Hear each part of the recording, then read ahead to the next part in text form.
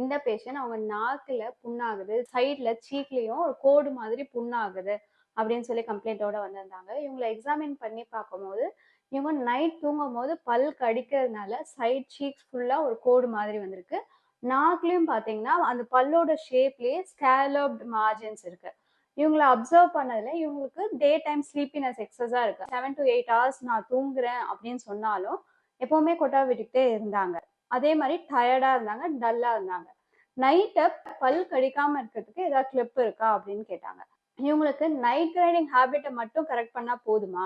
இவங்களுக்கு ஏன் டே டைம்ல எக்ஸசிவா தூக்கம் வருது? அதுக்கு சில கொஸ்டினர்ஸ் கேட்டுட்டு இவங்களோட ஸ்லீப் ஸ்டடி பண்ணி பார்த்ததுல இவங்களுக்கு ஸ்லீப் ஆப்னியா இருக்கிறது கன்ஃபார்ம் ஆச்சு. நார்மலா 95க்கு மேல இருக்க வேண்டிய ஆக்சிஜன் லெவல் 78 வரைக்கும் குறைஞ்சிருக்கு. இவங்களுக்கு ஸ்லீப் ஆப்னியா இருக்கனால தான் நைட் தூங்கும் போது பல்ல நரநரன்னு கடிக்கிறாங்க. ஸோ பல்ல கடிக்கிற பழக்கத்தை மட்டும் கரெக்ட் பண்றதுக்கு நைட் கார்ட்ன்ற கிளிப் கொடுத்தா இந்த ஸ்லீப் ஆப்னியா வேர்சன் ஆயிடும்.